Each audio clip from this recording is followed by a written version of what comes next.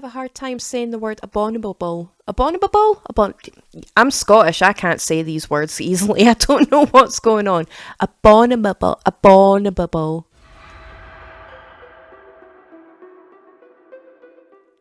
Hello everyone and welcome back to my channel. I hope you're all doing really well. I am so sorry that this video is technically late. I did upload yesterday as I always do, but the audio was awful, which is really embarrassing considering I have a new microphone. I have no idea how I managed to mess the audio up so badly, but I just could not put substandard content onto the channel. You guys deserve so much better than that. So I took it down and I re-recorded it after I did an interview as well, which I will be talking about on this channel very soon. So hopefully this time round it works out really well. But today I am here with a New Metal Tuesday, I suppose.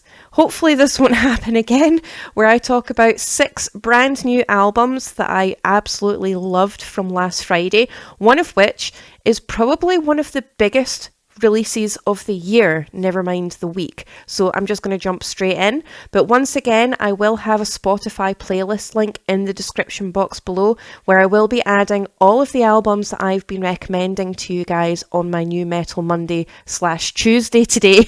Sorry. So if you guys want to check that out and follow my Spotify playlist, that would be great. Like I said, I update it every single time I post a video, so you can find the albums that I'm talking about as easily as possible. Okay, so let's talk about Ihsahn and his 7th solo studio album, which is also self-titled.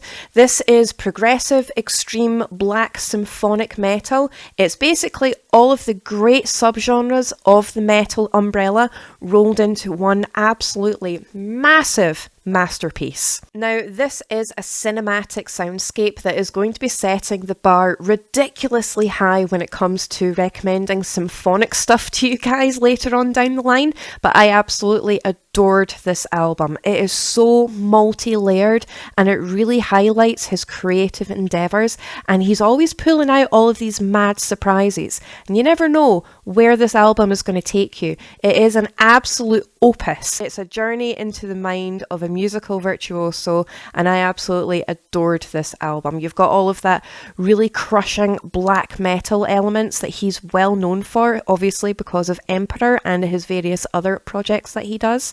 You've also got the progressive moments, you've also got his extreme metal moments, but the dense orchestration in this is absolutely out of this world, and it puts the likes of John Carpenter and Hans Zimmer to shame. It absolutely does.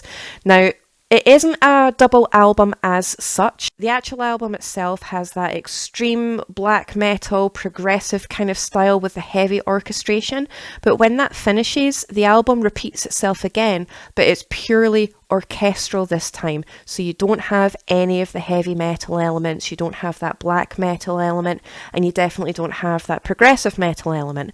Now, I actually really enjoy that. Sometimes if I need a palate cleanser, because I listen to a lot of metal on a daily basis, never mind a weekly basis, and sometimes I just need to listen to something that's going to cleanse my palate a little bit, whether that's classical music, orchestration stuff, traditional Norse and pagan music. Sometimes I'll just listen to a podcast. I really do need that palate cleanser, and I think that this album is perfect for that, because you've got the choice between all of that extreme heavy element, but you can also choose the orchestral side of things only, especially if you're wanting to concentrate on something without the extremities, or if you just want to do something else and have something on in the background that's not going to distract you. This is definitely it. Plus, I am a sucker for anything that has stag antlers on it. I love that kind of visual imagery, and I'm definitely all over this. I loved this. Now, if you do want a more in-depth review for this record, I did write one for This Day in Metal, and I'll include that link in the description box below, where I basically break down the entire album track by track in a lot more detail, apart from the orchestral side of things. I mention the orchestral side of things, you know, the orchestral only side of the record, but I don't break that down because I think that would be a bit overkill. But if you want a far more in-depth review, definitely check out that link in the description box below. So obviously, if you are a fan of the likes of Emperor and Opeth, you're definitely going to want to get onto this. I honestly can't choose one single track of this record to pinpoint because I loved the entire thing from beginning to end. It really spoke to my soul and it took me on that magical journey. So definitely check it out. And I'd be interested to see what your comments are on the actual album itself afterwards, because I have seen a lot of back and forth about this record. A lot of people absolutely love it, a lot of people don't like it at all, so let me know. I'd be very interested in your opinion. So as well as that monumental release from Ihsahn this week, I want to bring to your attention 5 separate albums that I absolutely fell in love with, starting off with Eternal Storm with A Giant Bound to Fall, and it's the 3rd studio album from the Spanish black melodic death doom progressive metal band. That was quite a mouthful for me to say, and I'm really proud of myself for getting that out in one take. That's fantastic. Go me. But anyway, this is a sprawling record, and when I say sprawling, I mean it. It's about 70 minutes long, so it does go over that 1 hour mark. But the thing about this record is it's incredibly addictive, and even though it's a very, very long piece of work, it doesn't feel like that when you listen to it. You don't zone out, you don't get bored, it doesn't get overwhelming despite how layered it is, and it really does take you on that amazing journey into a musical landscape that's just completely cinematic and very, very dense with the atmosphere. But not only is it really dense with the atmosphere, it is so crushing and beautifully melodic as well. So you've got all of those best elements of melodic death metal, black metal, a little bit of progressive in there as well. Really cool, haunting, ethereal, synthy moments. There's a few stompy stomps in there as well. It twists, it turns, and you never know which direction it's going to take you, but it's not jarring and it flows really, really well. Some real cool, catchy moments in there, as well as the absolute crushing devastation. This is so heavy and so melodic at the same time. I loved this record. So if you are a fan of the likes of Enslaved, Alcest, Dissection, Amorphous, and a little bit of Opeth, you're definitely going to want to get onto this one. It is an absolutely stunning record. A Dim Illusion was a definite standout moment for me on this record. It starts off with those ethereal synthy kind of moments with a very groove-laden heavy bass line before the entire track just roars into life with flying solos, insane riffage, and really cool rhythmical drumming. The awesome thing about this track is that it gets progressively heavier as you listen to it. It has all of that really cool black metal style shredding that's just absolutely insane, blistering blast beats, and a great combination of those guttural roars and very clean melodic vocals. And then it kind of goes into the ethereal, kind of synthy, spoken word, haunting kind of moments with a lot of heavy melody, and then back to the heaviness again. And it kind of just goes back and forth, but in a very floaty, kind of soothing manner. Despite how absolutely crushing this track is, I loved this and I keep going back to this track in particular because I just can't get enough of it. Okay, so next up I have Vener with Epitome, and it's the 7th studio album from the Danish melodic death metal band. I love this record. I absolutely adore everything about this record. It is so ridiculously catchy, but so heavy and chugging at the same time, and you just can't help but move along to this record. The vocal ability in this is purely guttural, and they are so ferociously devastating. There's a lot of really cool haunting synths in this as well, and there are orchestral elements, but there's a lot of choirs and a lot of chanting in the background that just adds that extra layer of dense atmosphere to the already very heavy melodies. It just charges forward with extreme explosive energy, and it completely blew me away. It's every part as stompy stomp and catchy as it is incredibly chugging and heavy with all of that synthy goodness mixed in as well. I loved this. Do not sleep on this one. If you are a fan of the likes of early Amon Amarth and At the Gates, this one is definitely for you.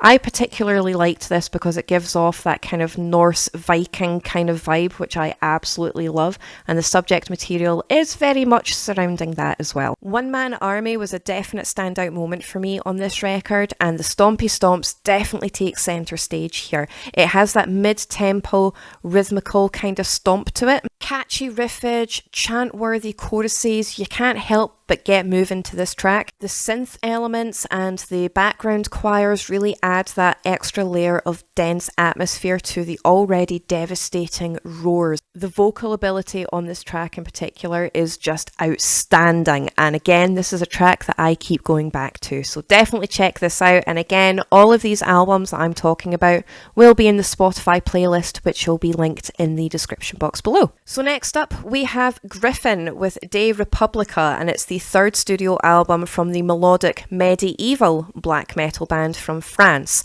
I love melodic black metal, and I love medieval black metal, or medieval metal, or anything to do with medieval music. So when you combine all of those into one album, I'm there, that is my vibe, I am all over that, and this did not disappoint. It's an absolutely stunning record that completely devastates from the very beginning. Yes, it has all of that orchestral element to it as well, and it is very heavy on the melody, and it doesn't just focus on the black metal side of things. They do craft a fantastic balance between that dense melody and that crushing black metal, with the medieval vibes and the orchestration as well. Again, there's an absolutely gorgeous balance between those deep demonic guttural growls and rasping screams, but you've also got those very soaring, enchanting melodic cleans in there as well. This record is just full of really intricate layers, and the more you listen to it, the more it draws you in, and it really does hold your attention. It's an absolutely stunning record. Not to mention the solos. The guitar solos in this are incredible. Now, I don't speak French. A lot of this record is in French, and some of it is in English, so half the time I have no idea what they're talking about or what they're singing about,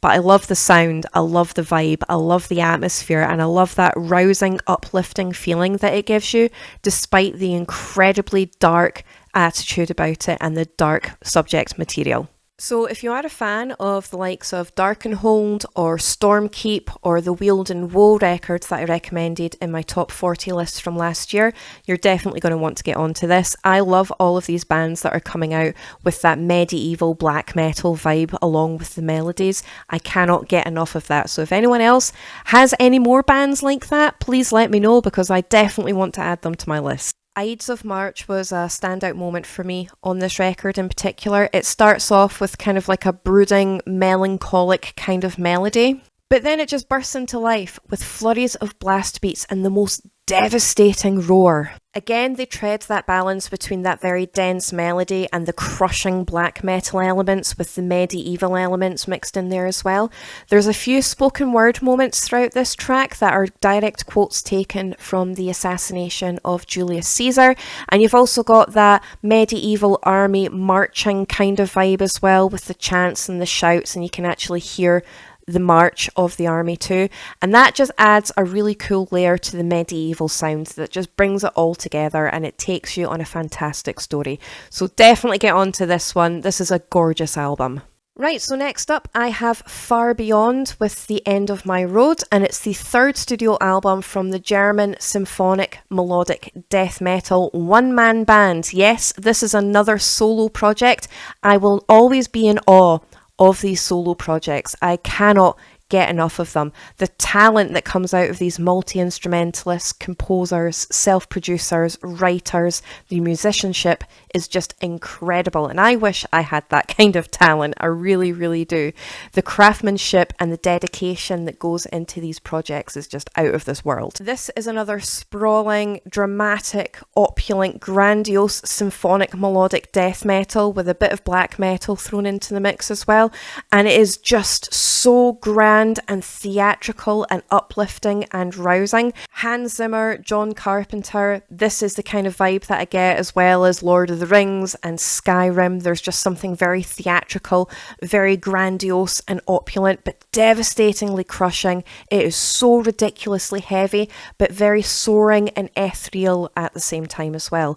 The guttural vocals, those rasping screams are so powerful. The energy that comes from these vocals is just ridiculous, but the cleans are incredibly melodic and they just sound so enchanting. Now, the record itself is 7 tracks long altogether. You have 4 leading tracks, all of which are no less than 8 minutes long each. Some of them are longer than that, and they are separated by 3 gorgeous instrumentals. I absolutely adore this record. I cannot pinpoint one particular track that I love more, so I'm just going to include the whole thing. But if you do want a more in-depth review where I do break everything down track by track, again, I wrote a review for This Day in Metal for this record, so check that out in the description box below. But definitely get on to this one. I adore this record. Again, if you are a fan of Braemere, Winter Sun, if you're a fan of Duskmorn, or even the Nuclear Winter records that I recommended in my top 40 last year,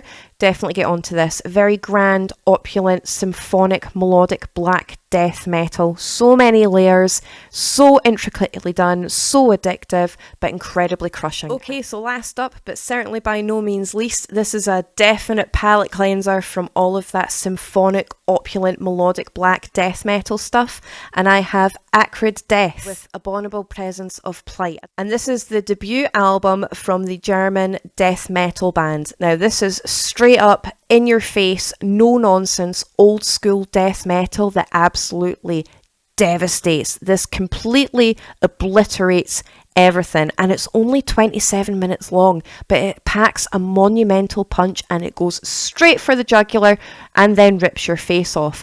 It is so chuggy, it is so ridiculously heavy, but it's really, really catchy at the same time too. Purely guttural vocals, and the guttural vocals come from the depths of hell. They are so demonically aggressive and ferocious, but again, there's something very, very catchy and addictive about it too. All of those chugging riffs, flying solos, blistering blast beats, the drumming in this is just completely insane, really heavy bass lines.